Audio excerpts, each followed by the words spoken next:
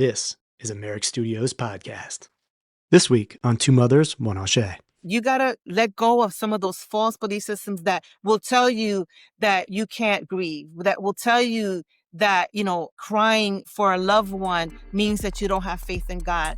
Welcome to Two Mothers, One Aché, a grief dialogue. I'm Dionne. And I'm Yvette. We're mothers, friends, and sisters in grief.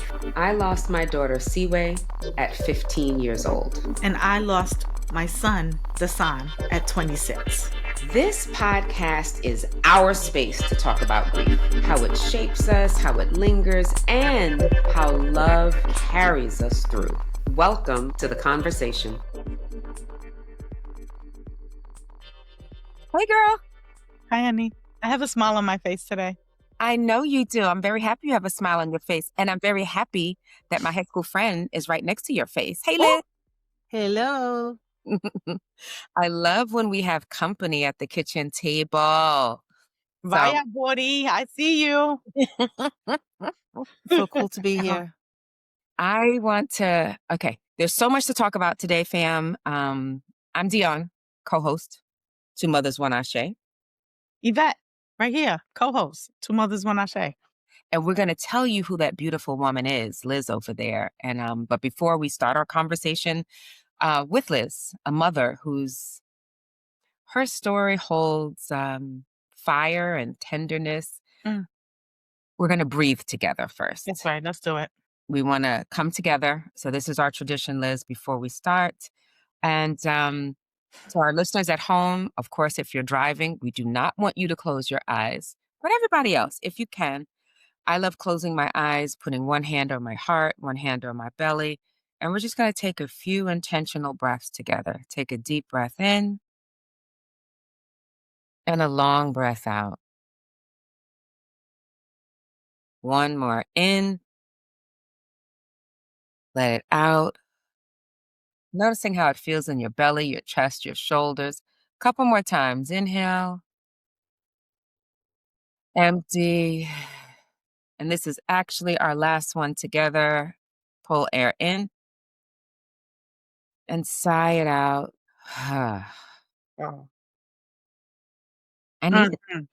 That does it for me every single time, sis. Let's keep going. For real, because grief, we talk about grief constantly, and it lives in our physical body. And that breath really honors it as a place of truth for us. Yeah. But we didn't tell you how special Liz is, but one of her special skills is prayer. So I want to move from breath to prayer, if you don't mind, Liz Rios. I love a good prayer. Let's go, sis. Creator God, we are so honored that you woke us up today, Lord. We thank you, God, for this space that these wonderful women have created for all of us, Lord, my God, to learn. And we just pray, Lord, that you be with us in this conversation, that the words spoken and the truths spoken today, Lord, be healing to those that listen, Lord, that you may hold our stories with care, our grief, Lord, with love and tenderness, and our hope, Lord, for the lessons that we've learned through the grief that we have lived through with humility. May what is shared here today honor the people that have passed, those that we love, that it invite healing to those that are listening, and that everyone feel like they can take away something to move forward in love. And if they've experienced grief, that they know, Lord, that they never get over it. We just all move forward. We thank you for this time. We thank you for this podcast. We thank you for this topic to talk about things that most people don't feel comfortable talking about. In your precious name, we pray. Amen. Yes. Oh, we are ready. I'm ready to praise. Let's go. I could run a marathon now. Liz, we might need you to just tape a prayer for the beginning of each one of our episodes. Well, I would be we should honored. talk afterwards. That's a good idea. That's a good idea. we're going to introduce Liz officially, but when I think about Liz as a leader, a faith-based leader, a political leader, an activist in all ways, shapes, and forms, it makes me think about how grief has shaped and morphed my faith. And but I'm gonna let Yvette tell you about her, so I don't go start with the personal. Yeah, let's go. The Reverend Dr. Y'all hear that? Reverend Dr. Elizabeth Rios, give her her earned title, is an Afro-Boricua, pastor, scholar, activist, and multi-hyphenated creative whose work weaves together Mujerista theology, barrio theology, and a fierce commitment to justice. Born in Brooklyn, shout out to Brooklyn. Williamsburg. East New York, here we go. Yeah. And raised on the Lower East Side, she has spent over 35 years shaping leaders, planting justice-focused churches, mentoring women in ministry, and advocating for communities on the margins. She founded Passion to Plant, leads the Passion Center, teaches at Fuller Seminary, and has been featured in national publications from Sojourners to The Atlantic. She's the author of Don't Buy the Lie and a contributor of Rhythms of Rest and Need to Know. But above all, she is a mother, Samuel's mother, Daniel's mother, her special needs angel who transitioned to glory on his 23rd birthday. Aché. Aché to Daniel. Aché. And our guest today is Liz Rios. Yeah. Yeah. And she's also, we go way back, and Evie told you a lot, we all have our formal credentials, right? But the way her life's work sits at the intersection of justice and faith, and then where we all connect with profound loss. Liz and I went to high school together. Norman Thomas Commercial High School. We got out in 1983. We look really good. Do the math, right? People can do the math. Do the math. 1983. And that building way back in our day, it was full of business classes and typewriters. Some of y'all young people don't know what a typewriter is. But we had typewriters and so many dreams. Unfortunately, our school closed in 2014. Did you know, Liz, that there's 3 schools in that building now? I did not. I looked up the name. Yeah, Unity Center, Manhattan Academy, and Murray Hill Academy. So the spirit is there, just like us. I want to say, when you were mentioning Liz's illustrious, the intersection where Liz exists, like a full image of the civil rights movement. Yeah. Just like played out in my head. Well, when you said Reverend Doctor, that's what played out for me, because every time you say Reverend Doctor, you expect Martin Luther King. Martin Luther King, that's right. But isn't that right? The generation before us wasn't that their mission to get us to a place where we can be progressive, where we can allow our voices to be heard, and it was all steeped in the faith of our ancestors and those that came before us. Yeah. And so I want to say, Liz, as a Boricua, everybody knows I'm Boricua. I preface my entire life with, hi, I'm Puerto Rican. This conversation already feels like I feel the energy of it all. I feel the energy of spirit coming in. And, Dionne, I don't want you to feel left out. I hope you have your flag. Because I told Dionne earlier, I said, Virgin Islanders are Boricuas anyway. So it's all good. I love that we're 3 Caribbean women from New York City, that we have traveled a road that not many have had the courage to and then turn around and service our community. So I'm in awe of you and the work that you're doing and have done and continue to do, Liz. Thank you for being here with us. Thank you so much. Thank you for the invitation. I'm really honored to be with you ladies. So when you think about your journey as a mother and navigating that loss, what's one moment that stands out as a turning point for you? Ooh, my goodness, so many. I think for me, the main thing is probably, not necessarily right after losing my son. It was like the quiet, Mm. how everything got quiet. Like I felt like, prayer stopped and people went back to their lives. And you know how, for you lose somebody, you want everything to stop, right? Yes. But it doesn't, after the celebration of life, everybody goes back to, you know, what they're doing. And you're like, hello, I'm still here. I'm still processing this. And so I think that, and I realized that my faith, had a new language, you know, Mm. because I was raised in a Latino Pentecostal church.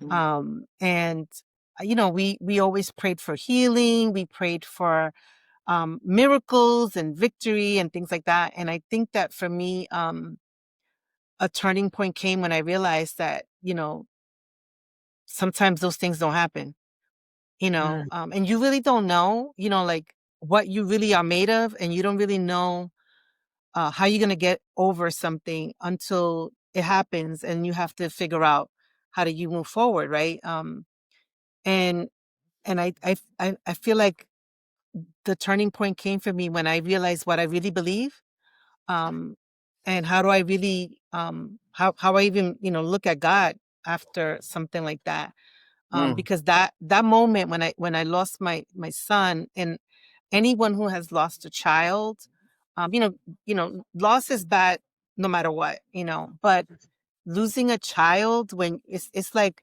in Spanish they say al revés, because it's backwards. It's not you're not supposed to bury your children.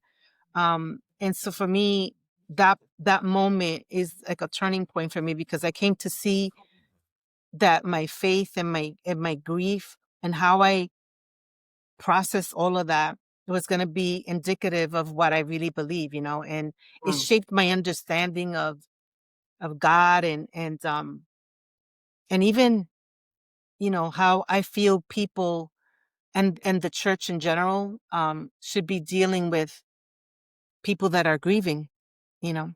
I want you to say that again, sis. I know that's right. Because I wanted to ask something, and I wanna come back to that. I just wanna echo what you just said, because you said that it shaped how you felt, and anger, and that anger at God is a big thing. Liz and we, Evie and I, we have clients. So we do a lot with grief coaching, grief transformation coaching, spiritual based, body based. But that we have so many clients that are so angry at God after their loss. Um, People that feel abandoned, betrayed, and shaken, and based on who you are, and Daniel's transition with your personal experience, and then who you are as a faith-based leader. Like, how did you walk people through that? Yeah, it's funny because again, you don't know what you're going to do until you're going through it, right? And Mhm. I remember a friend of mine, a very close friend of mine, telling me that um I always look so strong, and and how do I really don't really do people justice by just showing, those highlight reels and everything is great. And when she told me that, I decided that on social media, I would be my authentic self. Mm. Even if even some other faith leaders thought that I was being too transparent or too, authentic. And for me, I feel like I helped people through it, because I got a lot of, I would share, basically. I would share when I was up, I would share when I was down, I would share when I was asking questions, and I would share when I was pissed. Because hello, just because you believe in God don't mean that you don't get pissed. Yeah.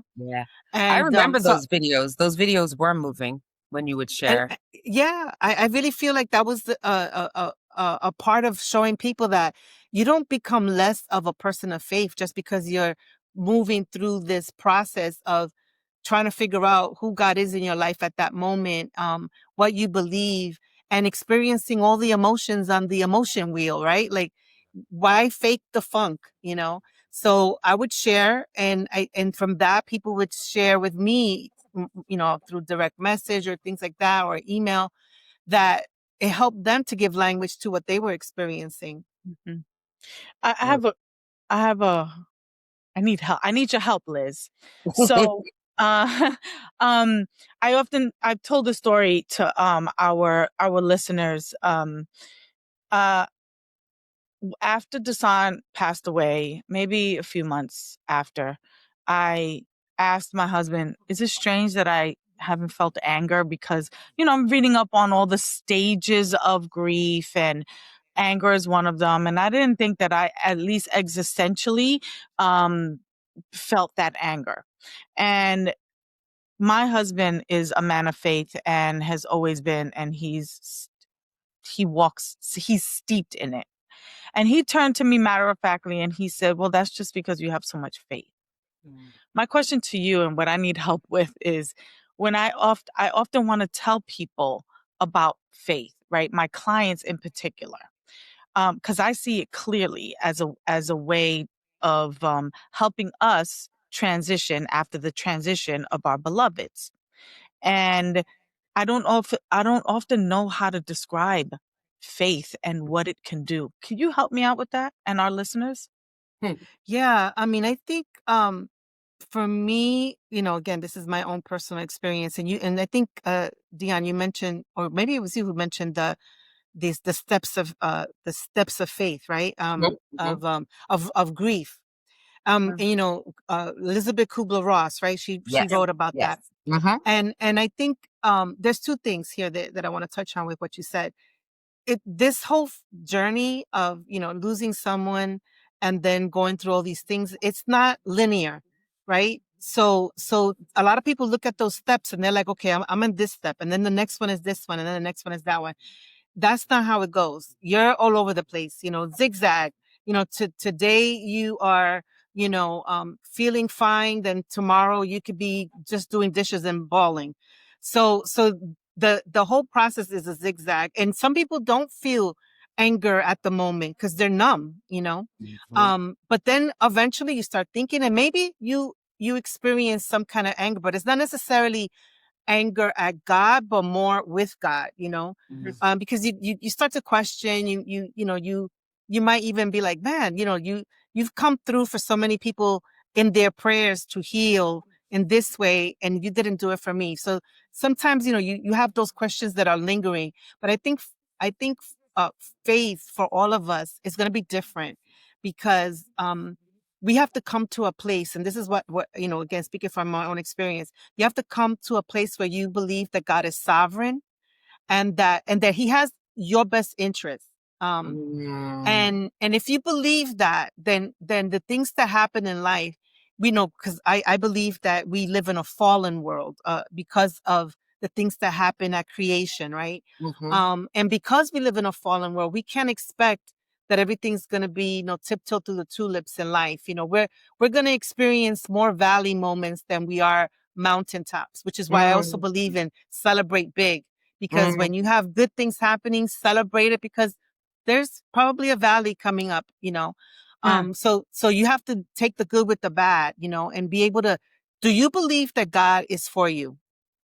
If you believe that the Creator is for you, then you just take all the valley moments and just believe that that is just part of our fallen world, and that helps you. Another thing that helped me with my faith is really understanding that, a lot of times people have these spiritual cliches, right? And they're trying to bundle everything up with a nice little bow, and say, that, if faith is like not talking about any of this stuff, and we're in victory all the time. So you're actually avoiding your grief and prolonging your process of healing when you don't deal with it. So you got to be honest with it, and I believe that the Creator can handle it all. He can handle our biggest questions. He can sit with us in our pissed offness. He can be with us and chill with us in the moments when we just don't know anything, when we don't have a clue about how we feel. We just know that we are not who we were, and we're in that stage of becoming who we're gonna be, because that's what grief does to us, right? There's no way that something like losing a child or losing a loved one doesn't change you in some way. Because if it doesn't change you, then I'm like, are you an alien or something? Because, Right. Exactly. you know, right? Like Right. Yeah. it changes Does us in that. some way. Yeah, On it a does. cellular level. That's right. It does. I love, there was like a whole thing. I was sitting here going, I'm mad that I don't have my notebook next to me because you said something I want to write down. So I'll be watching the replay. I'm taking notes. You're taking notes for us. Thank you. Because there's this level of what you said in the beginning, and even that, where the out of body experience, where it lands in your body, and you're like, how you're feeling, and you don't like how you're feeling, and questioning faith, and the wondering, and how do I walk even? Like, there's this strange, I'm moving my fingers because you said it when you talked about the moments and the silence afterward, because it feels like those weird movies where things get foggy and it's kind of this, that's your version of an out of body experience where you're living, you're physically moving, but you don't feel connected to your spirit. Right? It's like I can see my fingers. I know they're here, but I don't feel it. Because you mentioned numbness as well. There's like, it's a split. It's almost like you see it again. The Absolutely. movies show it. Like, there's, my spirit is here and my body is there, and there's like this split and this rupture. It's like that out of body experience. Yeah. Absolutely. Absolutely. And I remember like when the nurse, because my son was home when he passed away, and he was in hospice.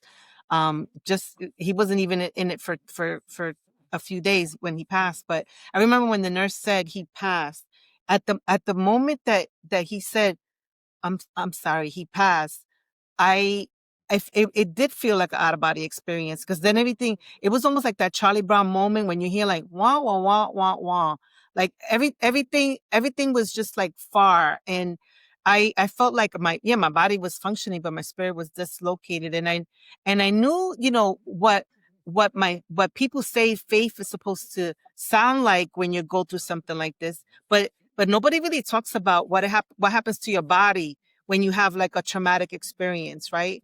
And it was like my life was happening right in front of me, and I was watching myself survive probably the worst time in my life, Yeah. And what I felt ruptured inside me wasn't just the loss, but it was, for me, the gap between what I was told I would feel like and do theologically and what I felt as a human. My body felt like it was devastated, and my mind was trying to catch up with what was happening, and grief is not an intellectual thing, right? It's a body thing. Like I remember wanting to die too.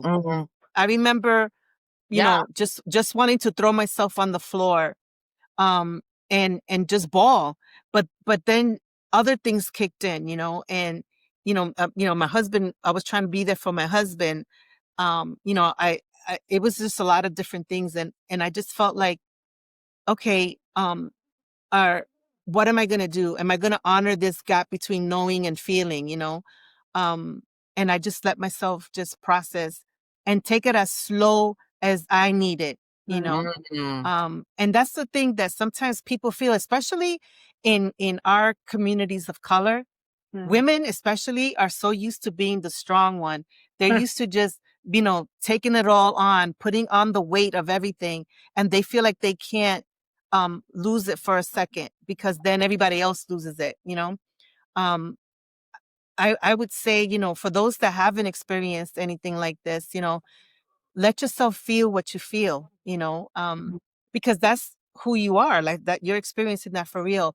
And it doesn't mean that you're not a person of faith because you cry, because you let your tears preach the words that you can't speak at the moment. Because that's the other thing. You lose your words. You can't even express what you feel. Right. So you have to be able to allow yourself to let your body feel the things that it does, because it's not an intellectual exercise, Liz, you are Wow. preaching right now.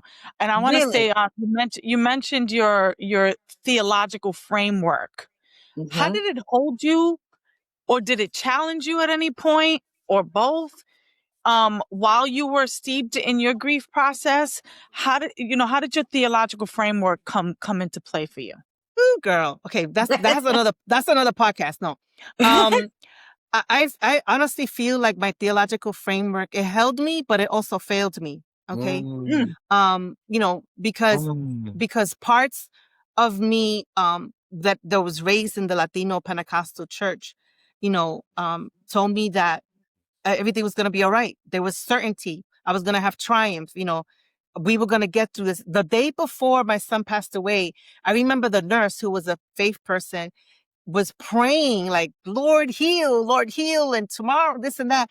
I felt bad for him the next day, because his faith was going to be super challenged, because he was believing that God was going to heal my son, So I felt like, that belief that God is present in bodies and in suffering and in silence, but then also what everybody, especially my older folks in the Latino church told me, like, it's going to be okay. You're going to triumph from this and everything.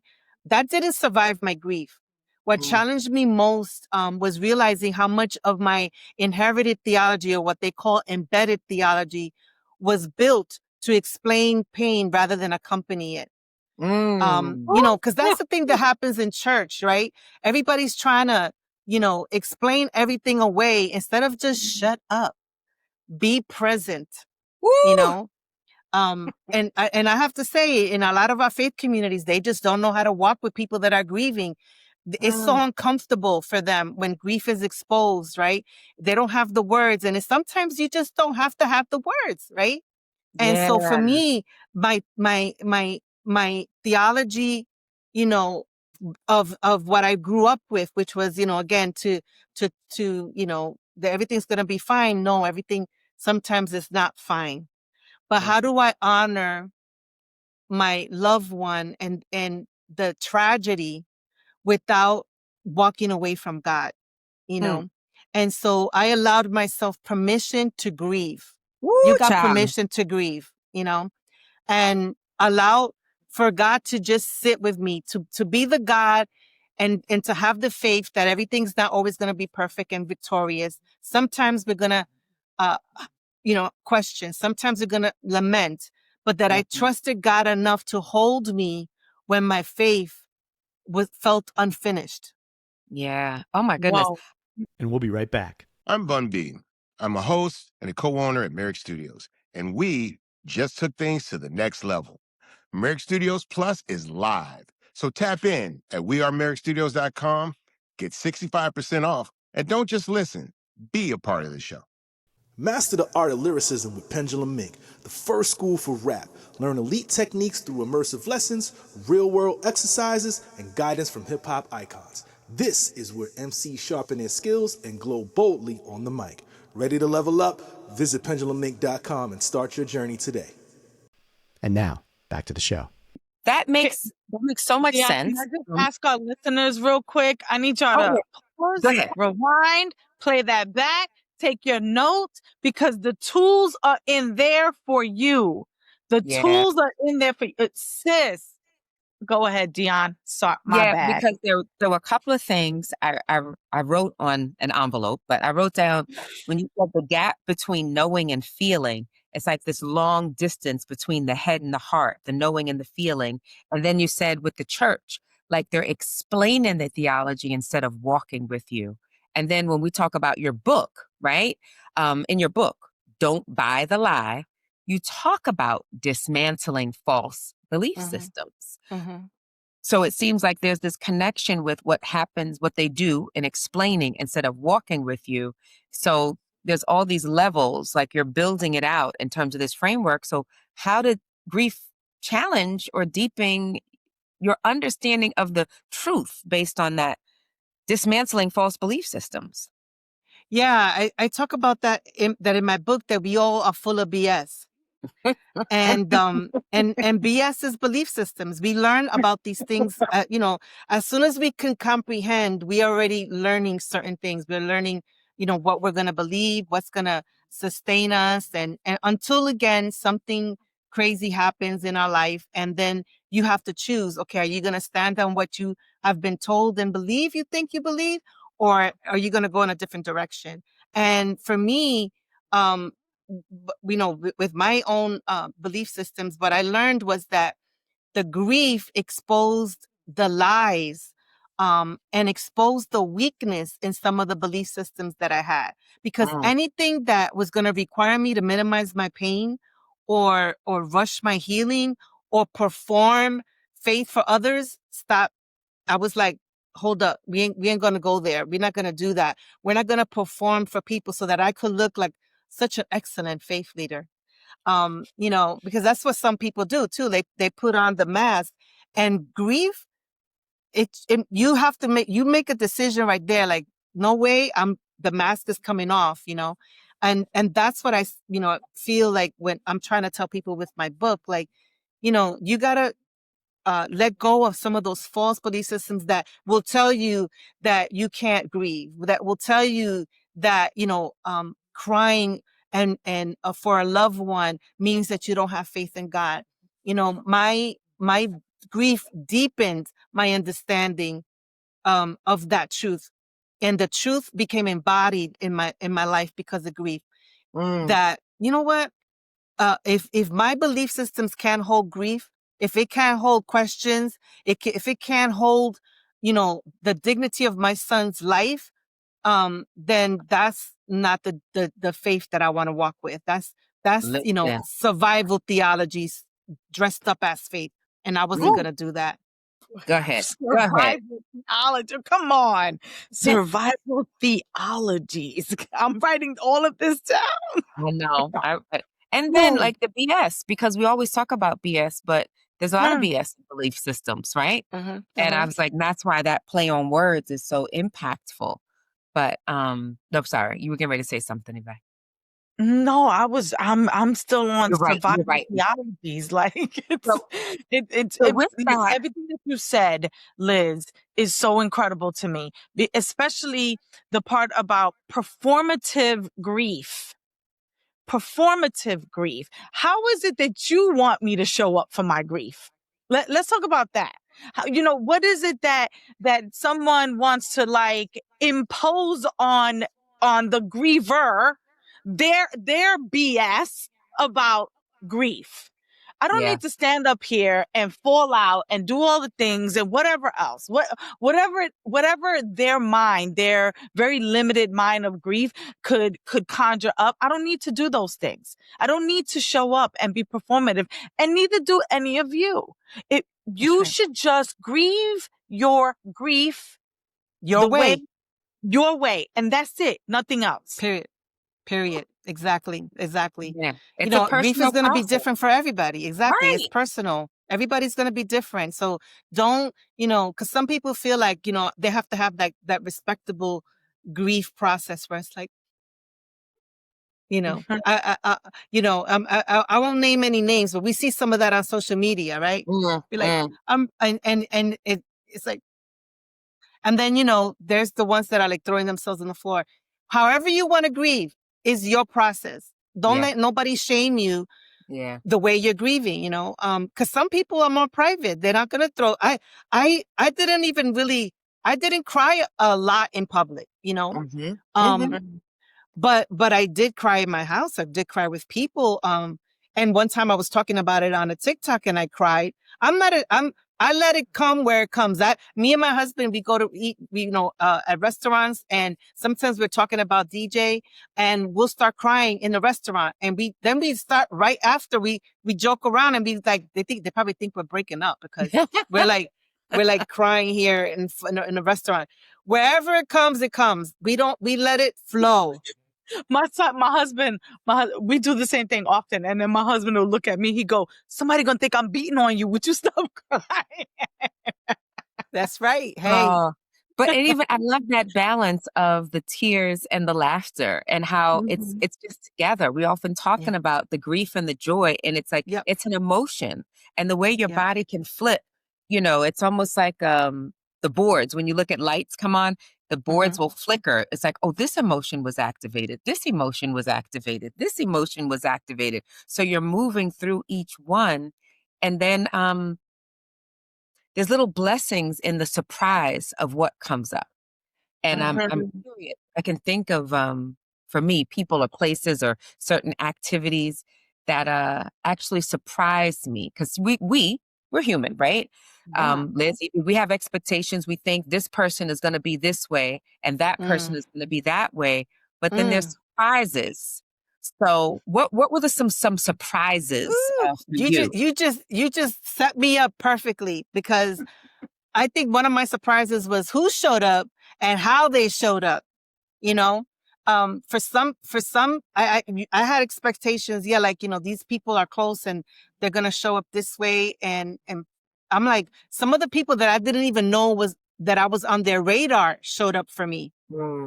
So I thought that was really surprising. It wasn't always the people that with the titles. It wasn't always people, with the theological language. It was the ones who knew how to be human that surprised me because I don't know, again, sometimes people in their own importance, right, of who they are and the role they play in society, sometimes, feel like they have to come and show up and give me this whole long talk.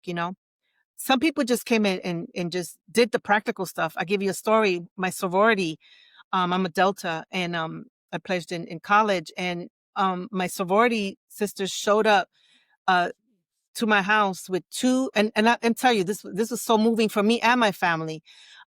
They came with two big tubs of food and even toilet paper. Okay, hello. And I even said to her, toilet paper? Wow. And she was like, you're going to have your house full with people. They're going to be using the bathroom.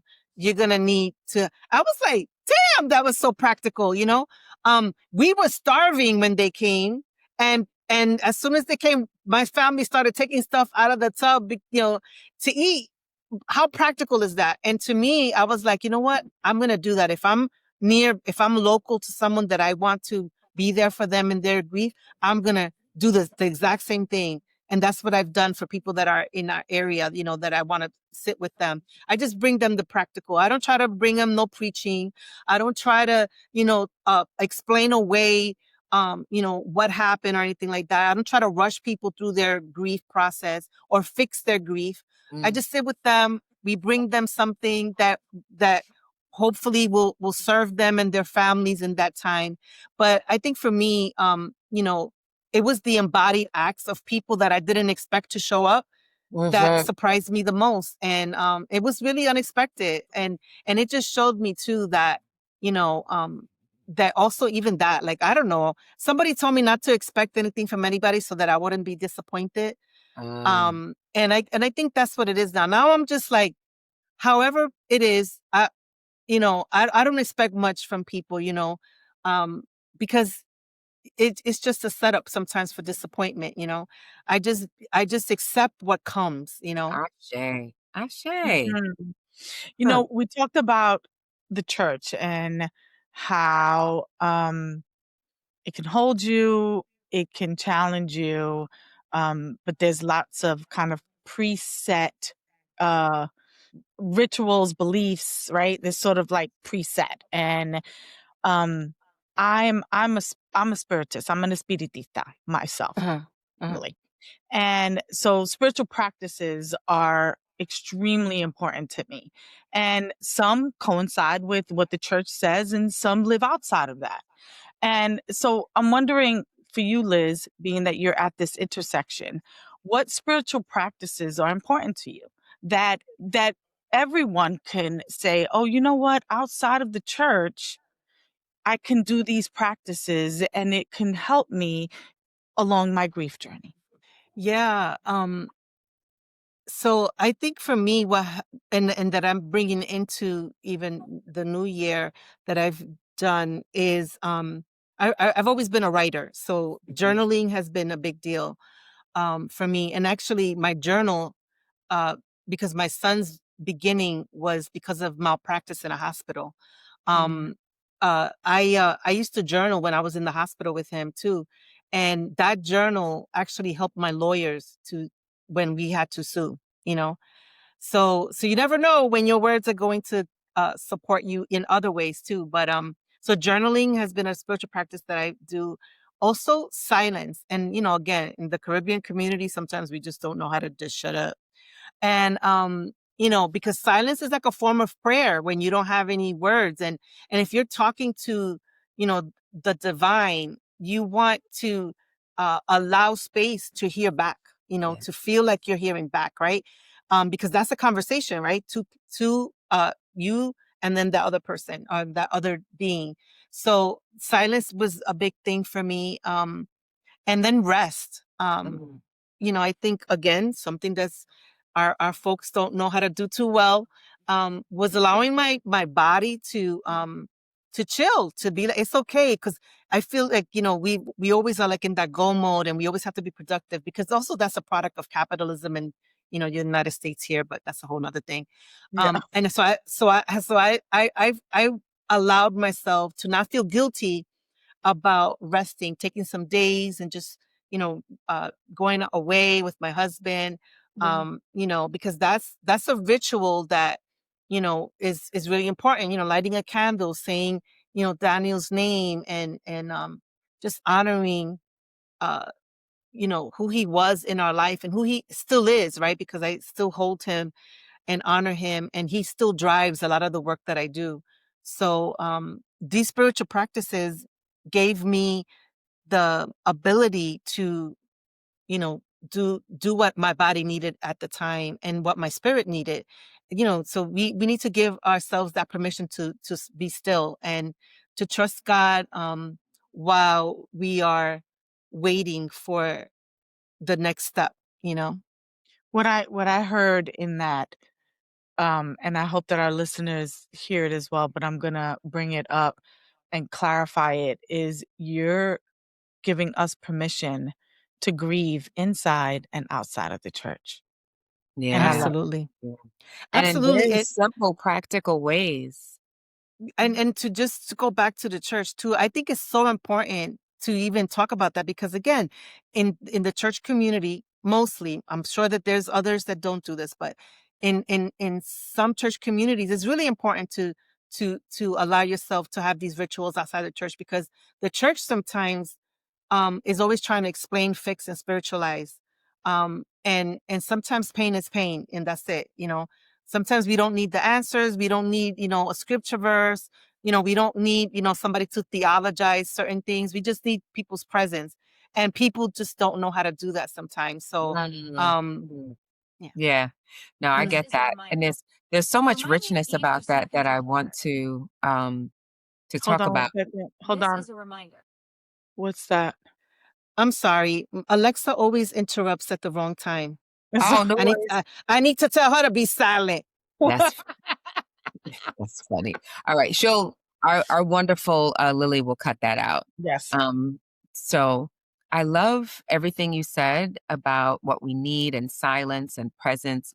And there's so many things, there's directions I want to go because each of us have other children. So I want to talk about that because each of us had other children to mother at home. And so I don't know what it was like for you with Samuel. Like Evie and I have talked about what it was with her and Eva, or me and my boys, and what that is. But then I'm also so curious about where you are with liberation and what it means to be free. So how is it to grieve, parent, be a liberator, faith-based? So let's just touch base a little on the parenting and then liberation. Sure.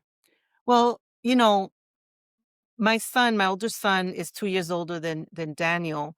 And really they kind of live separate lives, because my son Samuel was well, he was doing, he was what society calls normative. He was living a normative life.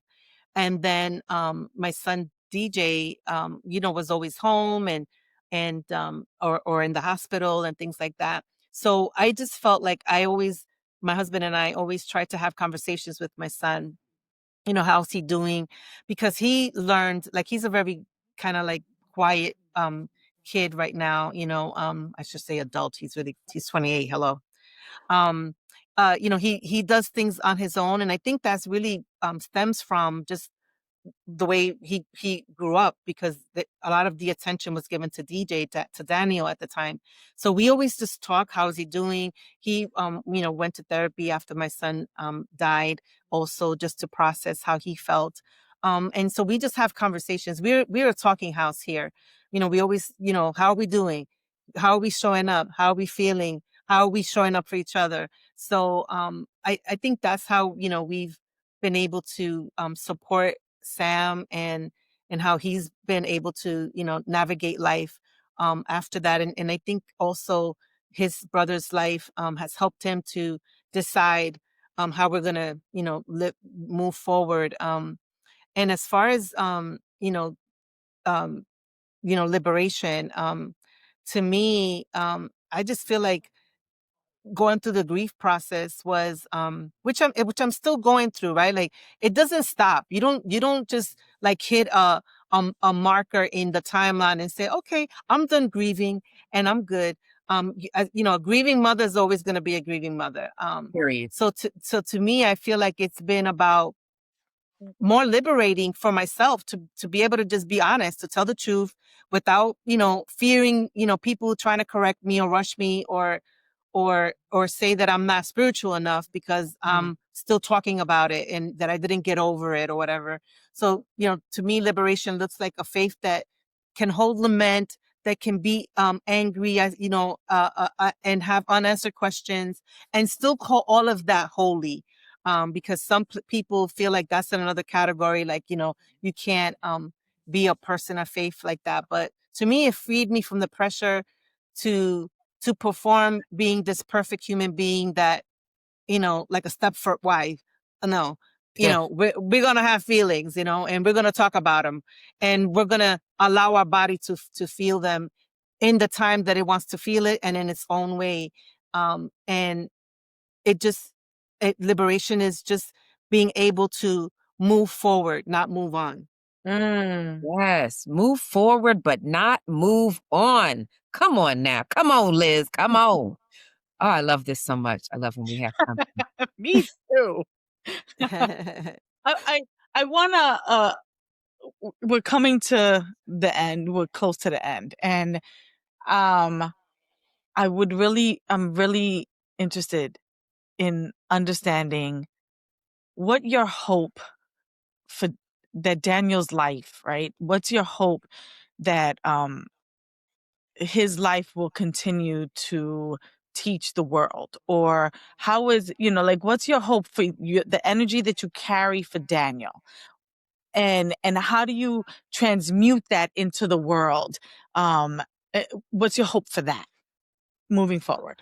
Yeah. So, I hope that Daniel's life continues to teach the people that are watching, around me, whatever, that a lot- society gets it wrong sometimes. I used to call him my silent prophet, Mm. because he didn't have words. He wasn't, he was in a wheelchair and everything, but he taught me more about life and faith than any preacher or teacher could. Mhm. And so I started a foundation in his name, and I want people to understand that, your worth is not by what you produce, um or that you are never going to be dependent on someone. I just heard somebody yesterday talk about even aging and special needs people, that, we talk about, you know, s- special needs people, like, oh my God, they're so dependent, and they need to be fixed and everything like that. But we don't realize that even us, we are in the process of being dependent. As we age, eventually we're going to be dependent on somebody. So we're heading in that direction anyways. Maybe they were, born in a certain way, but we're heading there too. So, life, I hope that his life will show people that, it's okay to be dependent on people Yeah. sometimes. The people that love you is not going to matter, and that we don't necessarily need to be fixed. I believe God allows us to come into this world the way we are, and that our life will speak in different ways. So for me, his life like bore witness of a truth about presence, about interdependence, about love, and how sacred those things are to people and to each other. I became a philanthropist because of Daniel. Through his foundation, I try to support families and institutions that are about justice and speaking up for people that feel like they don't have a voice, that are challenging systems, that fail people, that are not supporting people that are disabled, or just general issues for the flourishing of all people. So I try to do that through in his name.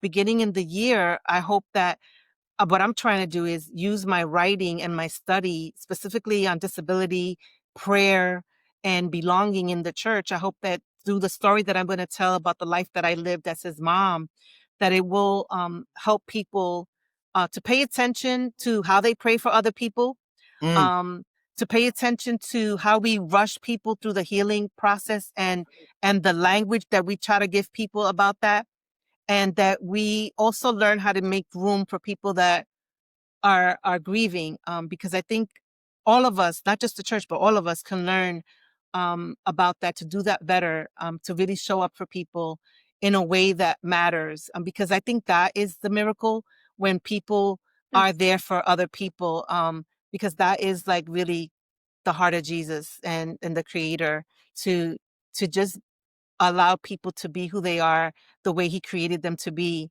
And yeah, I I'm That hoping that.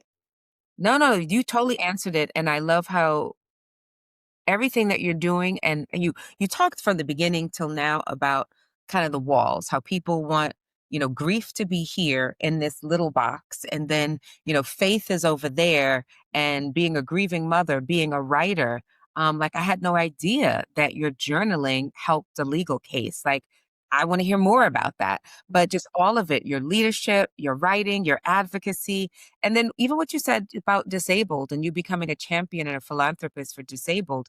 What I've heard people say, and you might have heard this before, that as we are aging, they're not disabled. We're all, those of us are temporarily abled, because it's temporary. You're not going to stay in this form. We're constantly transforming. And that's where we are now, where each of us have one child that has transformed. They have transitioned. They have, open quote, died. But I can see in both of you, in myself, how they still live in us, with us, and through us. I mean, and I think this is why we're always closing with Aché, because we're always going to call their name, Daniel, DJ, and even we were saying Daniel. I know it's DJ as in his nickname. Like I always say Seaway. People don't even know it's really Boosie Seaway, but we always Seaway. So it's Seaway lives, Seaway, Seaway, Seaway, but it's Boosie Seaway. So they are with us. Yes. Yeah.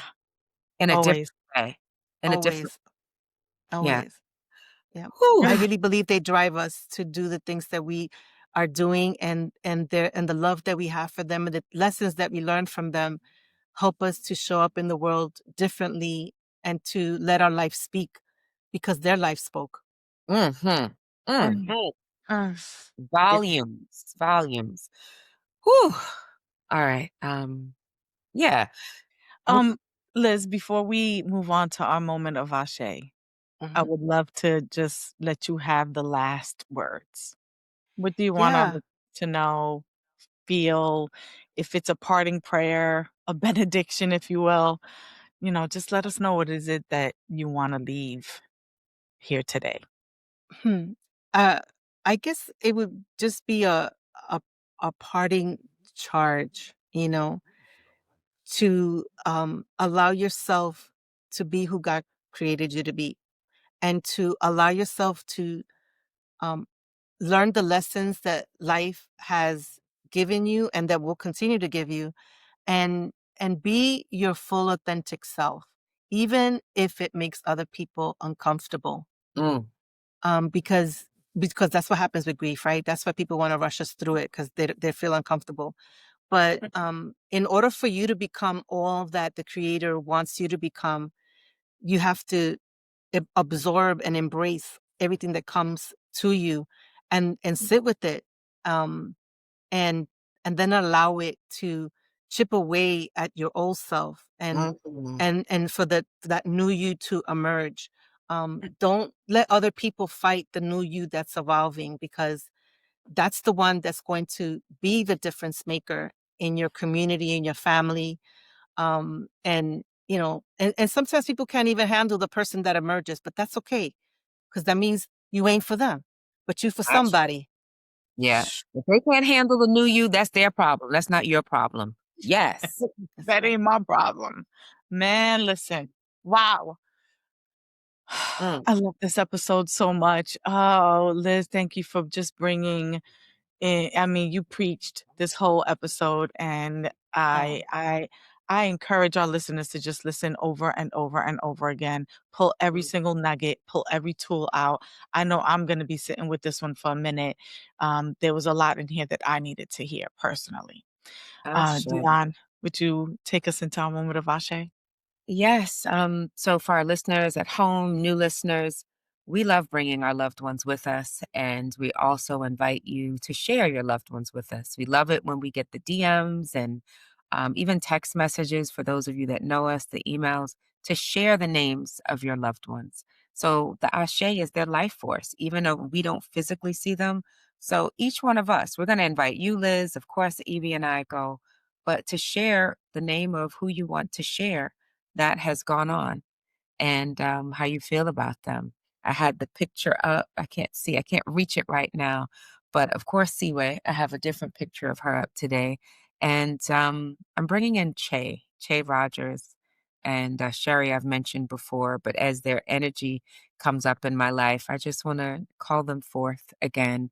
And Teresa, who passed since we recorded last time, Teresa Scott. And yeah, Ashe. Liz, we throw it to you.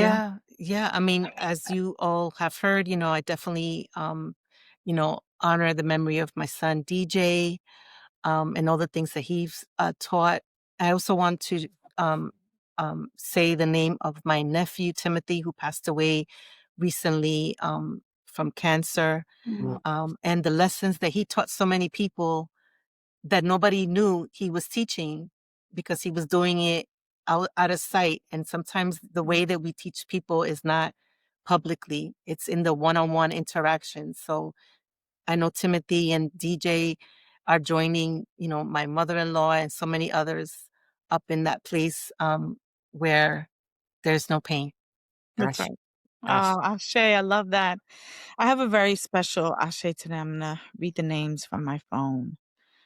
I recently was in San Francisco, and I met a woman in college. Her name is Erika Roman, and Erika and I locked eyes because she was at SFSU and we were at Hunter College, and it was the height of the 91 takeover of CUNY.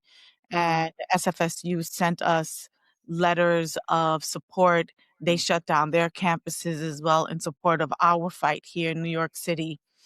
And we went out to San Francisco, me and a contingency from Hunter, and to thank them and to continue to build with them. She and I locked eyes on that day, and we've been soul sisters ever since. And so I just Erika does the great work of a social worker in the city of San Francisco. She saves many, many lives every single day. She's a hero. And this is so difficult. I feel like, as I viscerally feel her pain. And so she was recently called in to do some work because a colleague of hers was murdered by someone who was in need of the work that they provide. And he was a casualty of the work that they do. And his name is Alberto Rangel. Rangel. So Alberto Rangel, if you want to anglicize it, but it's Alberto Rangel. And she also wanted me to mention Angelo Serrano, someone very special to her.